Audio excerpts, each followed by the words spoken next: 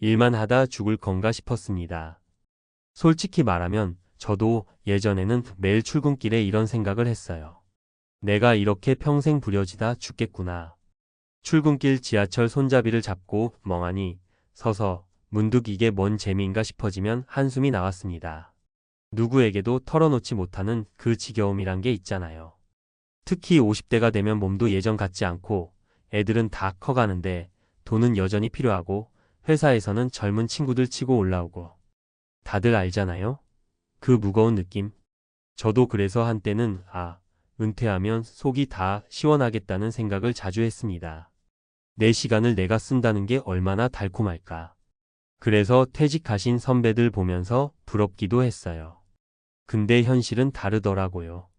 코로나가 한창이던 때 기억하시죠? 회사에서도 재택이다 뭐다 해서 저도 한 달 넘게 쉬었습니다. 남들은 꿀이지 뭐 했는데 전 아니었어요. 처음 며칠은 좋았어요. 늦잠도 자고 넷플릭스 보고 라면 끓여 먹고. 근데 일주일 지나니까 이상하더라고요. 하루 종일 누워 있는데 마음이 너무 답답한 거예요. 밖에도 못 나가니 더 답답했고 누워 있으면서도 자꾸 나는 지금 뭐 하는 거지? 라는 생각이 들었어요. 사례 하나 말씀드릴게요. 제 친구 경수 얘기입니다. 54세, 택배 일 하다가 허리 다쳐서 병가 내고 2달을 집에 있었어요. 처음에는 누워있는 게 너무 편하고 좋았다는데요. 근데 한 달 넘으니까 부인이랑 말다툼이 늘고 애들은 눈치 주고 본인도 자존감이 바닥으로 떨어졌대요. 자기가 벌어오던 돈이 끊기니까 눈치가 그렇게 보이더래요. 결국 의사한테 허리 좀 나으면 바로 다시 일 나가겠다고 하더군요. 본인이 이래야 내가 집에서 큰 소리라도 치지라고 털어놨는데 그 말이 너무 와닿았어요. 저도 그랬습니다. 한 달 놀아보니 좋을 줄 알았는데 내가 필요 없는 사람 같구나라는 생각이 들더라고요. 회사에서 전화 한 통 없는 거, 동료들도 연락 없는 거. 처음에는 해방인 줄 알았는데 시간이 갈수록 소외감이 컸어요. 그래서 깨달았습니다. 일한다는 게 단순히 돈만 벌어오는 게 아니구나. 내가 사회에서, 조직에서 필요한 사람이라는 증거였던 거예요. 그게 사람이 살아가는데 꽤 중요한 감정이더라고요. 두 번째는 우리 누님 얘기입니다.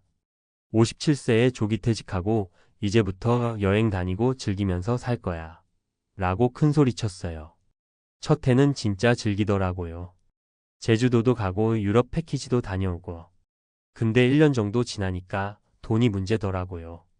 여행도 돈 있어야 가죠. 결국 집에서 할 게 없어지니까 우울증 비슷하게 와서 병원 다녔어요. 요즘은 동네 마트에서 알바하시는데 그거라도 나가니까 사람이 훨씬 밝아졌어요. 일하면서 사람도 만나고 돈도 벌고. 누님이 하는 말이 이리 귀찮아도 사람 사는 데는 필요하다더라고요. 세 번째 얘는 저희 동네 슈퍼 사장님입니다. 62세인데 사실 집도 있고 자식들도 다 결혼해서 생활비 대주는데 굳이 슈퍼 안 해도 돼요. 근데 매일 문 열고 사람들 오면 얘기하고 계산하고. 왜 하시냐고 물었더니 그냥 집에 있으면 병나. 여기 나와서 사람들 보고 얘기라도 해야 내가 살아있는 것 같아라고 하시더라고요. 결국 사람은 필요한 존재로 살아야 한다는 걸 깨달았습니다. 누군가 나를 기다려주고 내일이 있어야 내가 나를 존중할 수 있더라고요. 저는 그걸 코로나 한 달 쉼표에서 정말 뼈저리게 배웠어요. 그래서 요즘은 생각이 바뀌었습니다. 일만 죽어라 하는 게 아니라 일하면서 가끔 쉬어야 행복하다. 예전에는 돈만 있으면 그냥 놀 거야 이랬는데 이제는 내 몸이 내 시간이 허락하는 한 일은 계속하자. 그게 나를 살게 한다는 생각을 해요. 전문가들도 이런 얘기를 합니다. 심리학에서 역할 상실론 로스이라는 게 있어요. 은퇴하면 갑자기 내가 했던 역할이 다 사라지고 정체성 위기가 온다고요. 평생 가장, 직원, 사장, 기사로 살던 사람이 갑자기 그냥 집에 있는 사람이 되면 자존감이 무너진다고 해요. 실제로 은퇴 후 우울증 비율이 높다는 연구도 있잖아요. 또 하나, 인간관계 이론 중에 사회적 교환 이론이라는 게 있어요. 사람 관계도 기브 언드 테이크인데 내가 주는 게 없으면 받는 것도 줄어든다는 거죠. 일하면서 내가 사회에 주는 게 있어야 관계도 유지되고 인정도 받는 거예요. 마지막으로 행복 연구에서 의미 있는 활동이야말로 노년의 행복을 결정하는 가장 큰 요소라고 합니다. 의미 있는 활동이 꼭 돈을 많이 벌어야 한다는 건 아니지만 보통 일이라는 게 우리 삶에서 그 역할을 해줍니다. 단순히 생계 유지가 아니라 내가 여전히 필요한 사람이라는 증명서 같은 거예요. 그래서 저는 앞으로도 일할 겁니다. 물론 예전처럼 밤낮 없이 하진 않을 거예요. 나이도 있고 건강도 생각해야죠. 대신 내 리듬대로 주 34일이라도 시간제라도 내가 아직 필요하다는 걸 느끼면서 살 겁니다. 혹시 지금 이 글 읽는 분 중에 나 이제 일 그만두고 쉴 거야 라고 생각하는 분이 있으면 한 번 더 생각해 보셨으면 좋겠습니다. 진짜로 완전히 아무것도 안 하고 쉬는 게 행복일까? 아니면 적당히 일하면서 가끔 쉬는 게 더 행복하지 않을까요? 우리 50대, 60대가 가장 많이 하는 착각이 돈만 있으면 행복할 거다라는 것 같아요. 근데 그게 아니라 내가 여전히 의미 있는 역할을 하고 있다는 감각이 우리를 살게 합니다. 저처럼 일만 하다 이게 사는 건가 회의가 드셨던 분들이라면 한 번쯤은 제 이야기에도 공감해 보셨으면 좋겠습니다.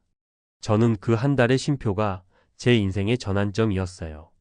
이제는 불평불만만 하면서 일하지 않습니다. 내가 일할 수 있다는 건 아직 나한테 기회가 있다는 거다. 아직 나를 필요로 하는 사람이 있다는 거다라고 생각하면서요. 우리 모두 일하면서도 가끔 쉬고 쉬면서도 다시 일할 수 있는 그 힘을 함께 유지합시다. 그게 나이 들어서도 우리가 웃을 수 있는 비결이라고 저는 믿습니다. 이번에는 앞서 쓴 공감 위주의 이야기 흐름을 토대로 왜 일해야 하는가, 은퇴 준비나 은퇴 후 일의 의미를 전문가적인 시각으로 조금 더 깊게 풀어보면서 실제로 활용할 수 있는 구체적 팁과 사례를 담아드릴게요. 솔직히 말해볼까요? 나이 들어서 일한다는 게 쉽진 않아요. 몸도 예전 같지 않고 세상도 변했고 경쟁도 심하죠. 그래서 많은 분들이 이제 그만하고 쉬자라고 생각합니다. 그런데 은퇴 전문가, 노인 심리 전문가들은 한 목소리로 이런 조언을 해요. 완전히 손 놓고 쉬는 건 오히려 위험하다고요. 왜 그럴까요? 첫째 이유는 역할 상실이 주는 심리적 타격입니다. 심리학에서 말하는 역할 이론에 따르면 사람은 자신이 맡은 역할로 정체성을 느낍니다. 30년 넘게 직장 다닌 분이 갑자기 명함 반납하고 나면 그 순간 내가 누구지? 라는 공허함이 확 덮쳐요. 서울대 사회복지학과에서 발표된 한 연구에서는 은퇴 후 2년 안에 우울감이 급증하는 사람의 비율이 30%를 넘는다고 보고됐습니다. 두 번째는 사회적 관계가 무너지기 쉽다는 겁니다. 많은 분들이 친구 많으니 괜찮아 하세요. 그런데 직장 잃으면 연락 줄어듭니다. 사회적 교환 이론에서 보듯 인간관계는 주는 게 있어야 유지돼요. 직장 동료와 점심 먹으면서 나누던 소소한 대화, 고객에게 인사받고 나누는 짧은 미소도 사실 중요한 사회적 교류입니다.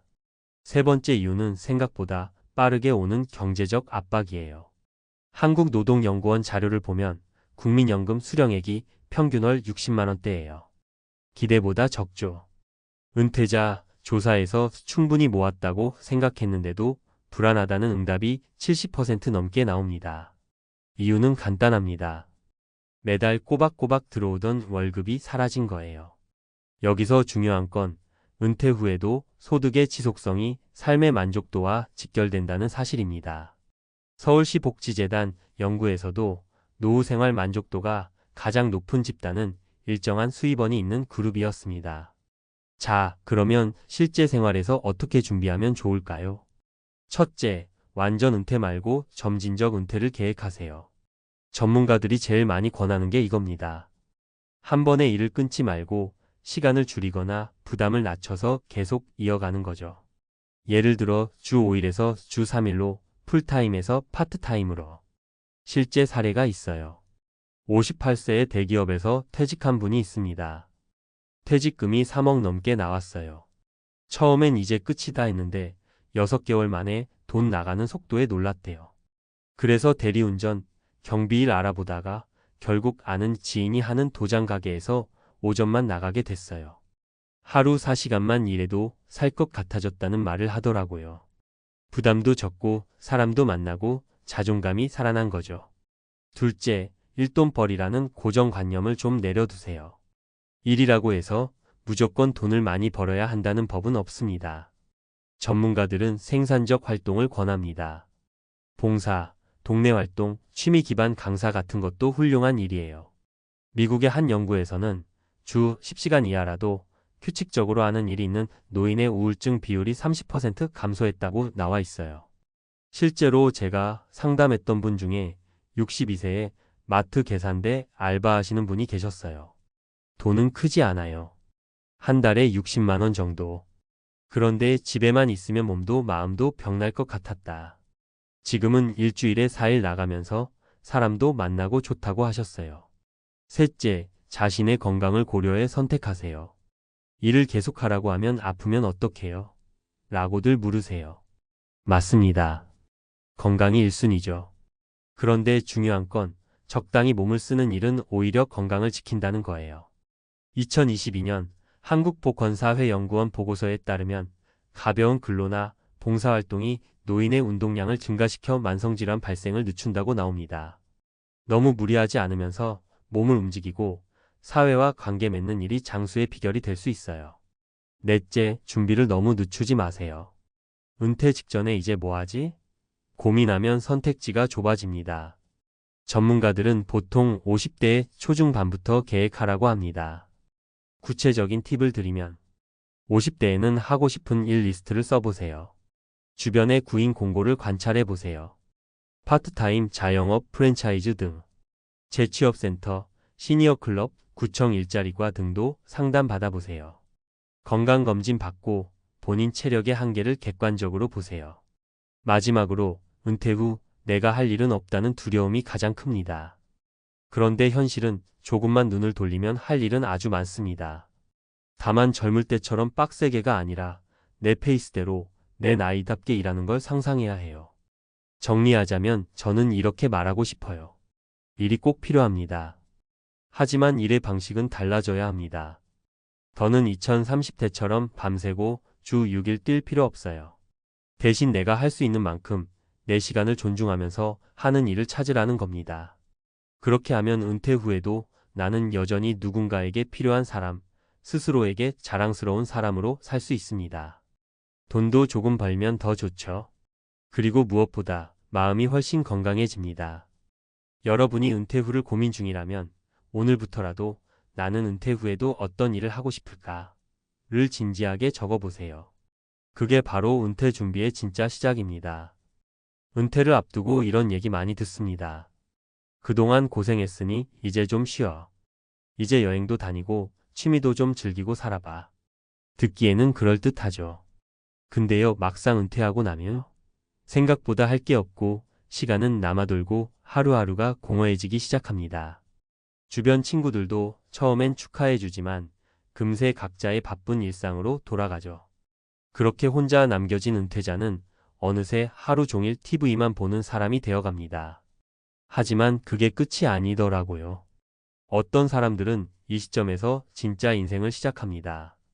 60세, 65세 혹은 70세가 넘었더라도요. 준비만 되어 있다면 은퇴는 끝이 아니라 전환점입니다. 그동안 하지 못했던 걸 할 수 있는 인생 2막의 출발선이죠. 오늘은 그런 은퇴 후 진짜 인생을 다시 시작한 사람들의 이야기와 함께 지금 은퇴를 앞두고 있거나 이미 은퇴한 분들에게 도움이 될 실전 팁을 나눠보려 합니다. 은퇴 후 진짜 인생을 시작하려면 핵심은 단 하나, 준비된 전환입니다. 막연한 쉼이나 휴식은 잠깐이면 충분합니다. 이후에는 목표 없는 하루가 사람을 병들게 하죠. 그래서 은퇴 전부터 다음 20년, 30년을 어떻게 살지 설계해야 합니다. 돈, 건강, 시간, 인간관계 이 네 가지를 관리하면서 새로운 도전을 준비해야 하죠. 사례 1 62세에 목공 배우기 시작한 정기호 씨, 지금은 수제 가구 작가. 정기호 씨는 대기업에서 35년간 구매 업무를 맡다 61세에 명예퇴직을 했습니다. 첫 2달은 좋았어요. 늦잠 자고 동네 산책 다니고 근데 어느 순간 내가 쓸모없는 사람처럼 느껴지더라고요. 고민 끝에 그가 선택한 건 목공. 젊을 때 공방 다큐멘터리를 보고 언젠가 해보고 싶다고 생각만 했던 일. 퇴직금을 일부 투자해 작은 공방 수업을 들었고 처음엔 어설펐지만 점점 실력이 붙었습니다. 2년 뒤 소규모 전시회에 참여했고 지금은 SNS를 통해 주문 제작 가구를 판매하는 1인 창작자가 됐죠. 내가 만든 걸 사람들이 돈 주고 사간다는 게 이 나이에 다시 설레더라고요. 무엇보다 그는 이제 일어날 이유가 생겼다고 말합니다. 팁. 은퇴 전에 평소 하고 싶었던 취미를 리스트업 해보세요. 지역 문화센터, 평생교육원 등에서 무료 강좌부터 가볍게 시작해보세요. SNS 활용법을 배워두면 나만의 브랜드를 키울 수도 있습니다. 사례 65세에 영어학원 차린 김성희 씨, 시니어를 위한 회화 강사로 인기.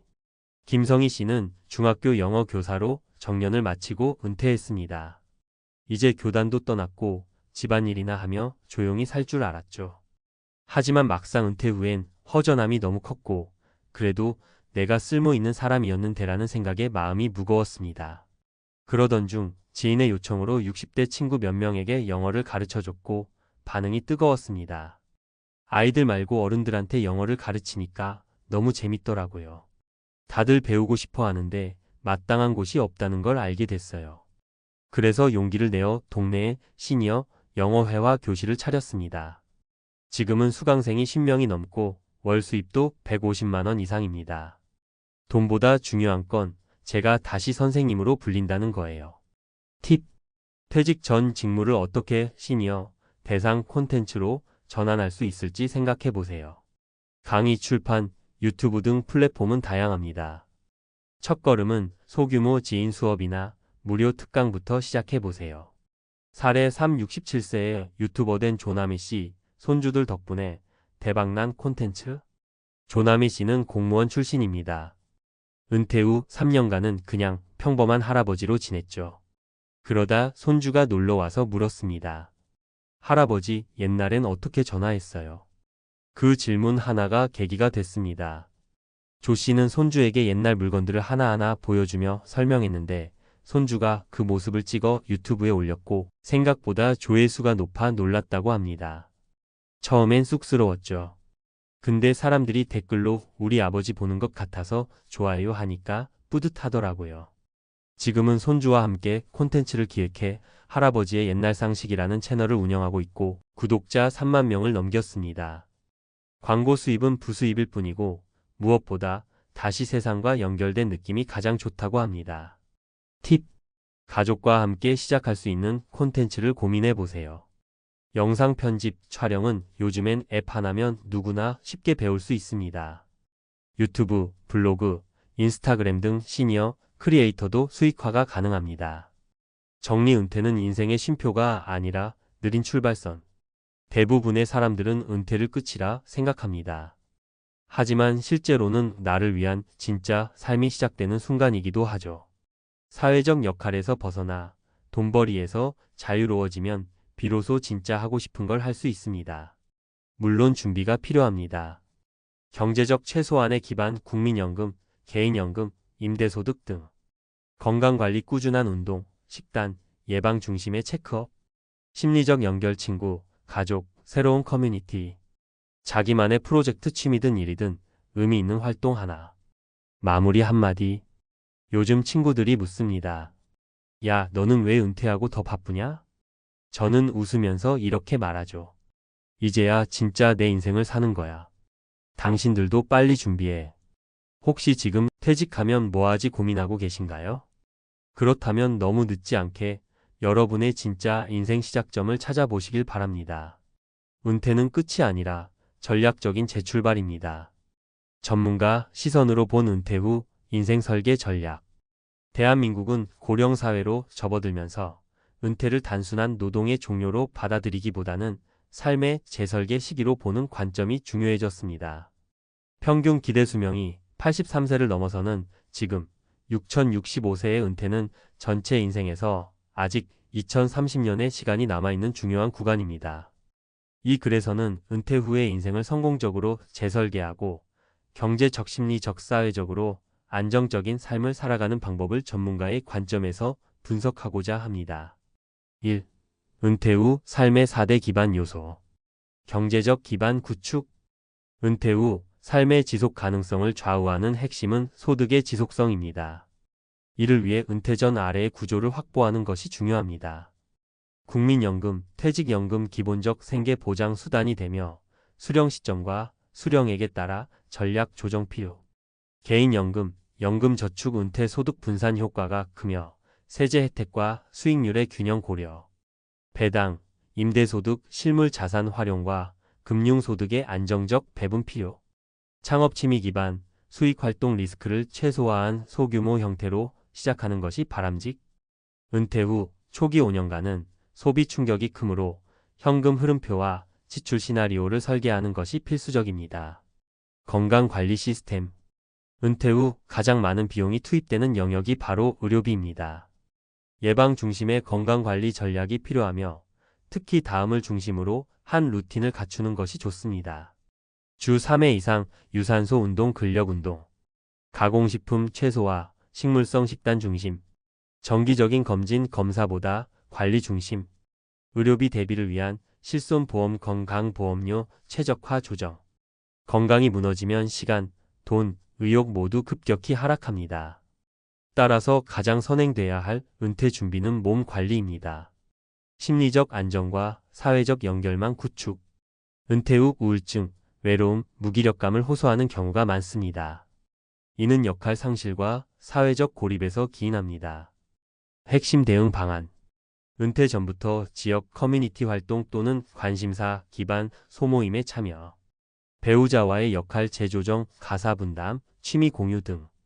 정기적인 친구 가족 모임 유지, 특히 1인 가구 증가에 주목 필요.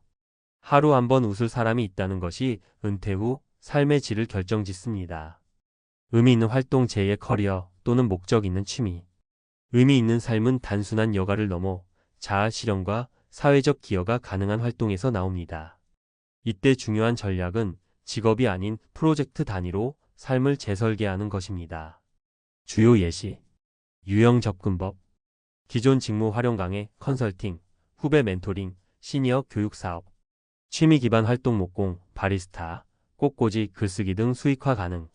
디지털 전환형 활동 블로그, 유튜브, 온라인 클래스 운영 등. 단기 목표 3개월, 중기 목표 1년 단위로 프로젝트를 설정해 동기부여를 지속하는 것이 효과적입니다. 2. 은퇴 후 인생 리모델링 실전 사례 분석. 사례 1. 정기호 62세, 전 대기업 부장 목공 작가. 은퇴 직후 무기력증 경험 취미였던 목공에 도전. 수강 개인 작업 공방 운영까지 성장. SNS 마케팅을 통해 월 100만 원 이상 부수입. 삶의 만족도 회복 및 사회적 연결 재구축 성공. 포인트 평생 직무가 아닌 감정적 동기를 기반으로 한 느린 창업 성공 사례. 사례 2. 김성희 65세, 전 영어교사 시니어 영어학원 운영. 은퇴 후 무료 영어 과외 시작 수요 확인. 지역 어르신 대상 회화학원 개설. 월 150만 원 수입, 정체성 회복 및 교육자로서 제도약. 포인트 기존 직무 경험을 시니어 대상 콘텐츠로 재설계한 전환형 사례. 사례 3. 조남의 67세, 전 공무원 유튜버 할아버지의 옛날 상식. 손주와의 대화에서 아이디어 착안. 가족협업 콘텐츠로 유튜브 개설 3만 구독자 달성. 광고 수익 및 사회적 인정 확보. 포인트 가족관계, 디지털 도전 결합의 대표적 융합형 성공 사례. 결론. 은퇴는 멈춤이 아닌 전환. 은퇴는 더 이상 단순히 쉬는 시기가 아닙니다. 60세 이후에도 새로운 직무, 새로운 사회적 역할, 새로운 인생 목표를 설계해야 하는 적극적 생애 단계입니다. 이를 위해 필요한 것은 단 하나, 준비된 마음과 지속 가능한 시스템입니다. 막연한 불안 대신 구체적인 계획과 작은 실천으로 삶을 설계해 나간다면 진짜 인생은 은퇴 후에 시작된다는 말은 더 이상 낯선 표현이 아닐 것입니다. 은퇴자의 시골 귀촌 실패기 9억 펜션의 몰락. 1. 은퇴 후 시골로의 꿈과 그 실패. 퇴직 후 무엇을 할까? 은퇴를 앞두고 또 은퇴 후 삶을 준비하는 사람이라면 누구나 한 번쯤 떠올리는 질문일 겁니다. 특히 도심의 빽빽한 아파트와 핏과 소음에 지친 이들에게 시골 생활은 하나의 매력적인 대안이 될 수 있습니다. 조용한 자연 속에서 여유롭게 여생을 보내고 평소 꿈꿔왔던 전원 생활을 실현할 수 있다는 희망은 그 자체로 설렘을 안겨줍니다. 그렇다면 왜 은퇴 후 시골에 정착하려는 사람들은 때로 예상보다 더 큰 낭패를 보게 되는 걸까요? 이 이야기는 한 은퇴 부부의 경험을 중심으로 풀어보겠습니다. 60대 후반에 접어든 이 부부는 은퇴 후 여유로운 삶을 꿈꾸며 9억 원을 대출받아 시골 펜션을 구매했습니다. 한때 그들의 눈에는 시골의 푸른 산과 흐르는 강이 미래를 비추는 빛처럼 보였습니다. 그러나 현재 그들은 이제 폐가에 살고 있습니다. 행복한 은퇴를 꿈꿨던 그들의 여정은 왜 이렇게 끝났을까요? 이 대출의 무게와 예산 부족, 그럼에도 불구하고 시작한 전원생활. 대부분의 은퇴자들이 은퇴 후 시골로 가고자 할 때 경제적 준비는 필수입니다. 하지만 이 부부는 시골에서의 전원생활을 위한 계획이 다소 현실과 동떨어져 있었다고 고백합니다. 9억 원의 대출은 처음에는 감당할 수 있을 것 같았습니다. 시골에 있는 펜션이니 도시에서보다 생활비가 적게 들고 편안한 삶을 누릴 수 있다는 희망이 있었습니다. 게다가 펜션 운영을 통해 수익을 창출할 계획도 세웠죠. 하지만 그들은 큰 착각을 했습니다. 시골의 펜션은 도심에서 생각하는 것만큼 쉽게 수익을 내지 못합니다. 사람들은 생각보다 적게 찾아오고 그들이 계획했던 대로 손님을 맞이하기 위한 준비물과 인테리어, 그리고 기본적인 유지 비용이 계속해서 누적되었습니다. 결국 펜션 운영은 적자에 시달렸고 부부는 대출이자만 갚느라 여유를 가질 수 없었습니다. 3. 시골의 외로움과 실망, 그 속에 숨겨진 진짜 문제. 시골 생활이 처음에는 모두에게 행복을 가져다 주는 것처럼 보일 수 있습니다. 하지만 실제로 은퇴 후 시골에서 정착하는 것은 쉽게 예상할 수 있는 장밋빛 꿈과는 거리가 멉니다.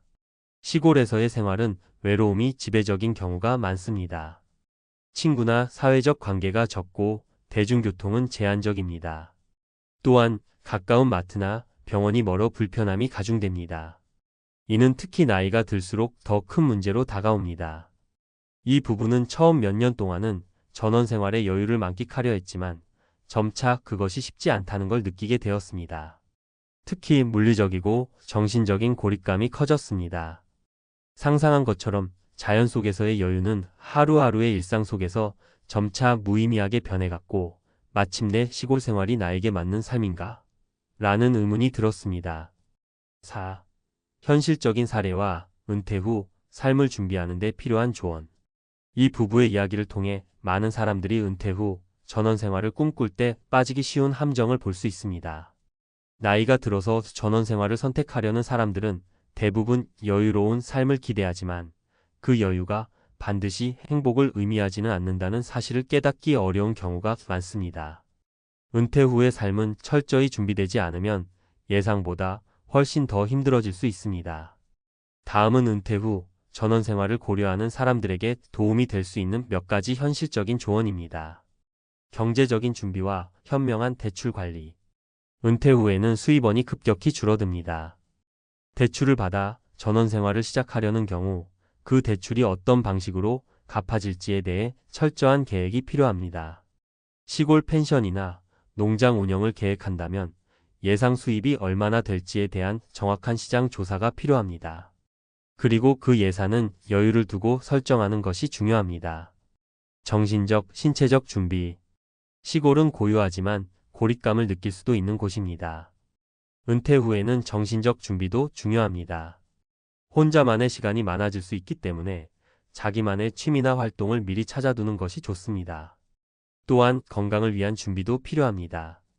시골에서는 병원까지의 거리나 교통의 불편함이 큰 문제로 다가올 수 있습니다. 단기적 테스트로 시작하기. 시골에서 살고 싶다는 생각이 든다면 큰 결정을 내리기 전에 단기적인 테스트를 시도해보는 것이 좋습니다. 예를 들어 몇 달간 휴가를 보내거나 시골에서 아르바이트나 자원봉사를 해보는 등 짧은 전원 생활을 체험해보는 겁니다. 이렇게 미리 경험을 해보면 실제 생활이 자신에게 맞는지 파악할 수 있습니다. 5. 그들이 놓친 것, 나의 교훈. 이 부부의 이야기를 통해 가장 중요한 교훈은 꿈꾸는 삶은 계획 없이 실현되지 않는다는 점입니다. 은퇴 후 삶의 성공적인 전환을 위해서는 자유와 여유를 추구하는 동시에 현실적인 준비와 지속적인 자기 점검이 필요합니다. 단순히 나이가 들어 떠나는 것만으로는 원하는 삶을 얻을 수 없다는 사실을 명심해야 합니다. 이 이야기는 다른 은퇴자들에게 큰 경고가 될 수 있습니다. 시골 생활이 반드시 행복을 가져다 주는 것은 아니며 그 꿈이 실패로 끝날 가능성도 충분히 있다는 사실을 깨닫는 것이 중요합니다. 하지만 그 실패의 경험이 다른 이들에게도 중요한 교훈이 되기를 바랍니다. 자신의 꿈을 이루기 위해서는 현실을 직시하는 용기, 철저한 계획, 그리고 무엇보다 꾸준히 준비하는 자세가 필요하다는 것을 잊지 마세요. 은퇴 후 시골 정착, 실수하지 않으려면 전문가의 시각에서 본 구체적인 조언. 은퇴 후 시골에서의 삶은 그 자체로 매력적일 수 있지만 실제로 그 꿈을 이루기 위해서는 꼼꼼한 계획과 현실적인 준비가 필요합니다. 우리가 흔히 상상하는 것과 달리 시골에서의 삶은 단순한 전원 생활이 아니라 다양한 변수와 난관을 동반할 수 있기 때문입니다. 이제부터 은퇴 후 시골 정착을 고려하는 이들을 위한 구체적인 실용적인 정보와 팁을 전문가의 시각에서 하나하나 풀어보겠습니다. 1. 은퇴 후 경제적 준비 예상 수입과 지출을 철저히 분석하라. 먼저 가장 중요한 건 경제적 준비입니다. 은퇴 후 시골로의 이주를 계획하는 많은 사람들이 전원 생활은 저렴할 것이라는 착각을 합니다. 사실 시골에서의 생활이 도심보다 비용이 적게 들 수 있는 부분도 있지만 그만큼 예상하지 못한 지출이 생길 수 있다는 점을 염두에 두어야 합니다. 예를 들어 시골에서 펜션을 운영하려면 관리비, 시설 유지비, 마케팅 비용 등이 지속적으로 발생합니다. 대부분의 은퇴자들이 이런 부분을 간과하고 꿈만 꾸다가 나중에 큰 적자를 보고 후회하는 경우가 많습니다. 구체적인 사례로는 어씨 부부의 경우 9억 원의 대출을 받아 시골 펜션을 구입한 후 첫 3년간 적자가 계속되었습니다. 초기에는 주변의 경치나 자연환경을 보고 사업이 잘 될 것이라 예상했지만 예상보다 관광객 수가 적고 겨울철에는 방문객이 거의 없어 수입이 급감했습니다. 이 부부는 3년 후 결국 펜션을 팔고 다른 직업을 찾아야만 했습니다. 따라서 은퇴 후 시골에서의 생활비를 예측할 때 비상금을 반드시 확보해야 합니다. 예를 들어 연간 고정비용 대출이자, 관리비 등과 변동비용 소모품, 기계 수리 등을 합산하고 이를 최소한 1년치 정도 미리 확보해 두는 것이 바람직합니다. 또한 시골에서 대체로 물가가 상대적으로 저렴하다고는 하지만 급하게 필요한 물품이나 서비스를 위해서는 여유를 두고 예산을 세우세요. 2. 시골에서의 일자리와 활동 경제적 자립을 위한 전략. 많은 은퇴자들이 시골에 가면 쉬면서 살 수 있겠지라고 생각합니다. 하지만 대체로 시골에서 경제적 자립을 이루는 것은 쉽지 않다는 사실을 간과할 수 있습니다. 특히 펜션 운영처럼 특정한 비즈니스에 의존하는 경우 예기치 못한 상황에서 빠르게 변화하는 경제 환경에 대응할 수 있는 능력이 필요합니다. 구체적인 팁은 시골에서 시작할 수 있는 부업을 미리 계획하는 것입니다. 예를 들어 일부 은퇴자는 시골에서 농업을 시작하거나 수공예와 같은 취미를 직업으로 전환하기도 합니다. 이런 작업은 초기에 자본이 많이 들지 않고 취미를 직업으로 만들면서 추가 수입을 얻을 수 있는 좋은 방법입니다. 또 다른 방법으로는 온라인 기반의 일자리를 찾아보는 것입니다. 시골이라고 해서 모든 것이 고립된 것은 아닙니다. 인터넷을 활용한 온라인 강의, 컨설팅 또는 프리랜서 작업을 통해 일정한 수익을 올릴 수 있습니다. 예를 들어 B씨는 서울에서 은퇴 후 시골로 내려가면서 온라인 마케팅과 관련된 일을 계속해서 하며 안정적인 수입원을 확보했습니다. 3. 사회적 관계망에 재구성 고립되지 않으려면 은퇴 후 시골에서의 생활에서 또 하나 중요한 점은 바로 사회적 관계망의 재구성입니다. 많은 사람들이 시골로 가면 혼자 있고 싶다는 생각에 빠지지만 예상보다 더 큰 문제가 바로 고립감입니다. 특히 나이가 들수록 정신적 건강을 유지하려면 사람들과의 교류가 필수적입니다. 이 문제를 해결하려면 사회적 활동이나 커뮤니티 참여를 미리 계획해야 합니다. 예를 들어 C씨는 은퇴 후 시골로 내려가면서 동네 사람들과의 교류를 위해 자원봉사 활동을 시작했고 그로 인해 새로운 사람들과의 관계를 맺고 시골 생활의 외로움을 극복할 수 있었습니다. 또한 많은 시골 지역에서는 시니어 센터나 여가 프로그램을 운영하고 있기 때문에 이런 프로그램에 참여하는 것도 좋은 방법입니다. 4. 건강관리 시골에서의 건강관리를 위한 전략. 은퇴 후 특히 시골에서는 건강관리가 중요한 과제가 됩니다. 시골은 도시처럼 의료시설이 편리하지 않을 수 있기 때문에 미리 건강을 관리할 수 있는 방법을 세우는 것이 중요합니다. 먼저 시골에서 건강 문제를 해결하기 위한 첫 번째 방법은 정기적인 건강검진을 받는 것입니다. 시골에서 자주 가는 병원은 대개 지역의 보건소나 소규모 병원이기 때문에 큰 병원에 비해 접근성이나 전문성이 떨어질 수 있습니다. 따라서 가까운 대도시로 가는 교통편을 고려해 이동이 가능한 일정을 미리 계획하고 정기적으로 건강검진을 받는 것이 중요합니다. 또한 시골에서 생활하며 운동을 하기 위해서는 걷기나 자전거 타기와 같은 활동을 습관화하는 것이 좋습니다. DC는 시골에서 농사일을 하면서 자연스럽게 체력을 기르고 건강을 유지할 수 있었습니다. 시골에서는 운동시설이 부족한 경우가 많기 때문에 자연을 활용한 운동이 유리합니다. 5. 기후와 환경적 요소 고려, 시골 생활의 숨은 변수. 마지막으로 시골에서의 생활에서 빼놓을 수 없는 요소가 바로 기후와 환경입니다. 시골 지역의 날씨는 도시와 달리 변화가 많고 이를 미리 예측하지 않으면 여러 가지 불편함이 따를 수 있습니다. 예를 들어 겨울철에는 난방비가 예상보다 많이 들거나 여름철에는 온도가 매우 높아져 건강에 위협이 될 수 있습니다. 따라서 에너지 효율적인 집을 준비하는 것이 좋습니다. 예를 들어 태양광 패널을 설치하거나 에너지 효율적인 난방 시스템을 갖추는 것이 중요합니다. 이러한 준비가 되어 있으면 시골 생활에서의 에너지 비용을 크게 줄일 수 있습니다. 결론 은퇴 후 시골 생활 준비만 잘하면 행복할 수 있다. 결론적으로 은퇴 후 시골에서 살고자 한다면 철저한 준비와 현실적인 계획이 무엇보다 중요합니다. 시골의 여유로운 삶이 반드시 행복을 보장하는 것은 아닙니다. 예상하지 못한 상황을 대비해 철저하게 준비하고 자신에게 맞는 방식으로 삶을 꾸려나갈 수 있어야 합니다. 이 글을 통해 시골로 이주를 고려하고 있는 분들이 보다 구체적이고 실용적인 준비를 할 수 있기를 바랍니다.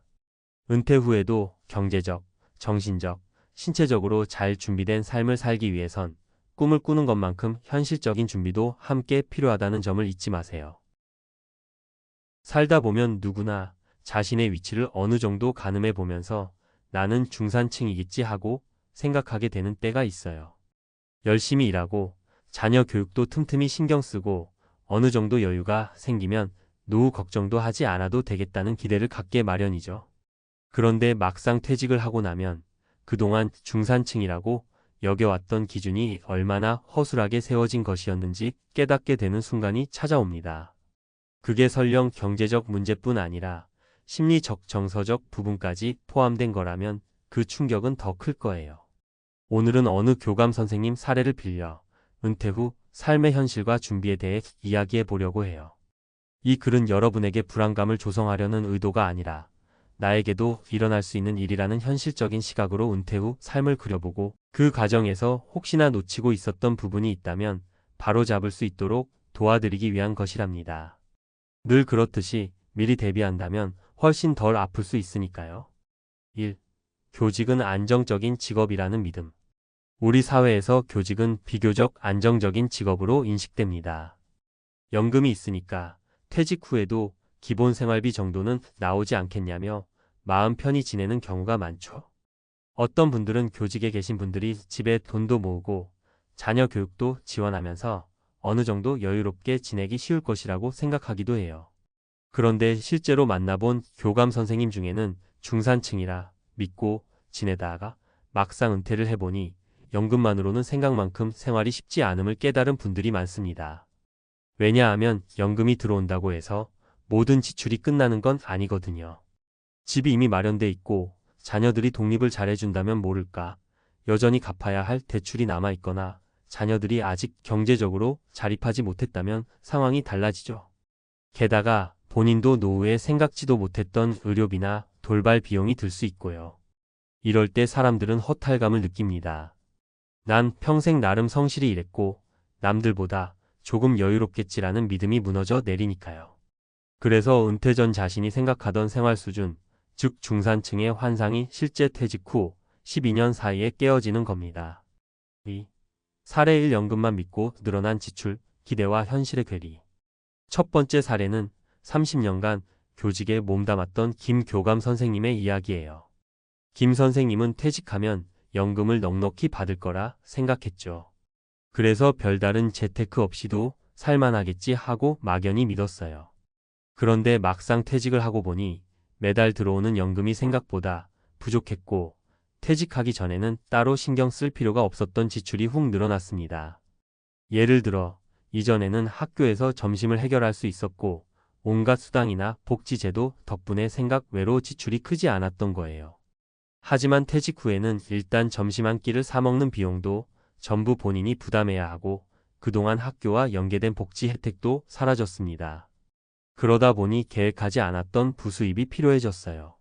대형 학원에서 아이들 상담을 해주는 파트타임 일을 알아보기도 하고 어린 학생들에게 과외를 해보려 했지만 막상 체력도 예전만 못하고 시대 흐름에 맞추기 어려워서 한계가 많았습니다. 연금을 타도 생활비, 보험료, 용돈 등 고정 지출이 빠져나가고 남는 게 별로 없자 내가 정말 몇십 년씩 교직에 있었는데 왜 이렇게 빠듯하게 살아야 하지? 라며 좌절감이 커진 거죠.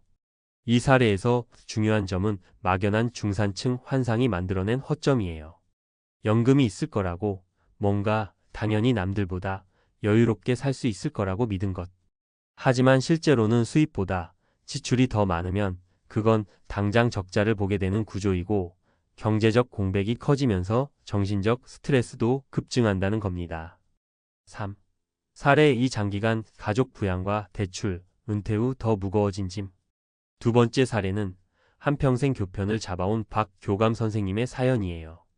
박 선생님은 가정 형편이 조금 어려워서 예전부터 부모님에게 생활비 일부를 지원해야 했고 자녀 교육비도 만만치 않았습니다. 또 집을 마련하느라 꽤 큰 대출을 받은 터라 월급의 일부가 매달 빠져나갔어요. 문제는 마음의 여유였습니다. 아무래도 교감 자리까지 오르다 보니 대내외적으로 안정적이고 든든한 이미지를 쌓아왔고 본인도 그걸 자부심으로 여겼던 거죠. 그래서 나는 그래도 어느 정도 중산층 레벨은 되겠지, 퇴직 후에도 평범하게 살 수 있을 거야 라고 생각했습니다. 하지만 퇴직 직전에 계산해보니 남아있는 대출 금액이 꽤 컸고 퇴직금으로 싹 정리하기엔 자녀 학자금 부담도 있어서 마음대로 쓰기가 어려웠습니다. 게다가 은퇴 후에도 부모님이 요양원에 들어가시면서 월 10만 200만 원씩 지출되는 상황이 발생했습니다. 결국 연금과 약간의 퇴직금을 합쳐도 빠듯하게 버텨야 했고 대출 이자며 요양원 비용을 처리하고 나면 생활비가 간당간당했습니다. 이 사례가 보여주는 건 우리가 흔히 이야기하는 중산층이 실제로 얼마만큼의 경제적 토대를 가져야 하는가에 대한 현실적인 질문이에요. 가족 부양 문제, 예상치 못한 지출, 요양의료비, 대출이자 등이 복합적으로 겹치면 안정적이라 여겼던 교직 생활조차 퇴직 후엔 단순히 명예가 될 뿐 실제 생활 안정과는 거리가 있어집니다. 4. 사례 3 늦게 피어난 준비, 그래도 다시 시작할 수 있다.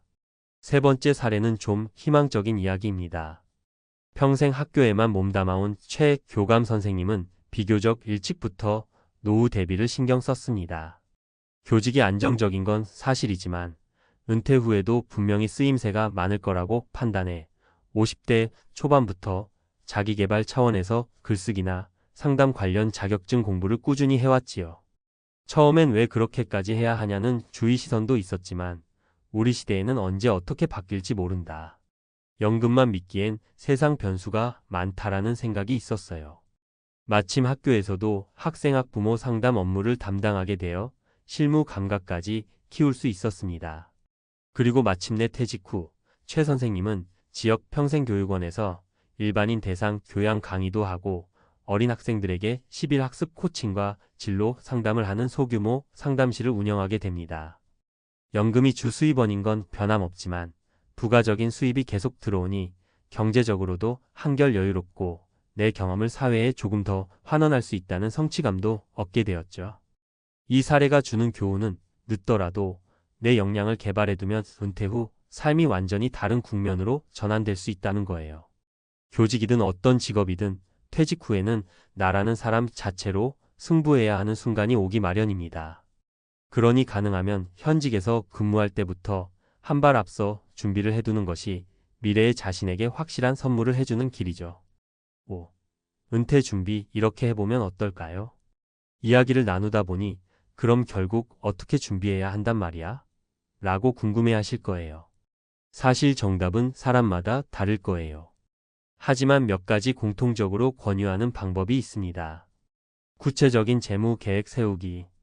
연금이 어느 정도 들어올지, 대출은 언제까지 얼마나 남는지, 예상 의료비나 부모님 자녀 지원비 등이 얼마나 될지 현실적으로 계산해 보세요. 특히 매달 기본적으로 필요한 생활비를 구체적으로 책정해 두면 좋습니다. 퇴직 이후에도 나가 할 수 있는 일 찾기, 상담, 강의, 자격증 취득, 유튜브나 블로그 등으로 지식을 나누는 식의 지식형 부업을 고려해 볼 수도 있고, 손재주가 좋다면 공방이나 소규모 매장 운영 등을 시도할 수도 있겠죠. 너무 거창하게 시작하기보다 퇴직 전부터 소소하게 취미 겸 업무를 곁들이는 식으로 접근해 보면 부담이 적습니다. 사회적 정서적 관계 맺기. 은퇴 후에는 생각보다 외로워지기 쉬워요. 직장이라는 커다란 사회적 무대가 사라지면 사람과의 관계도 자연스레 줄어드니까요. 봉사활동, 동호회, 지역 커뮤니티 활동 등은 돈보다도 훨씬 소중한 소속감과 의미를 줍니다. 이는 은퇴 후 우울감이나 무기력을 예방하는 데 크게 도움을 줍니다. 맺은 말. 살아가면서 나 정도면 중산층이지라는 안도감은 분명 우리에게 작은 위안을 줍니다. 하지만 그 믿음이 막연한 환상에 머물러 있다면 은퇴 후 겪게 될 현실은 생각보다 훨씬 냉혹할 수 있어요. 한때 교감 선생님이라는 멋진 직함을 지닌 분도 은퇴 후에는 단지 퇴직자가 되어버리는 게 현실이잖아요.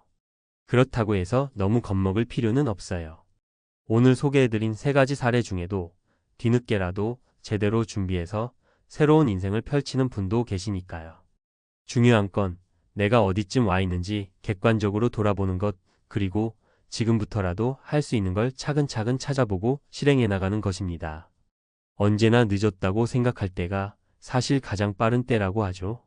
가능하면 하루빨리 현실적인 재무 계산과 미래 설계를 통해 나만의 은퇴 후 삶의 로드맵을 만들어 보시기 권합니다. 그리고 준비 과정에서 작은 일이라도 시도해보면 내가 생각보다 할 수 있는 게 많다는 자신감과 보람을 느끼실 수도 있을 거예요. 우리 모두 은퇴 후에 아직도 살만하다, 아니 꽤 괜찮다고 말할 수 있도록 미리미리 대비해 보자고요.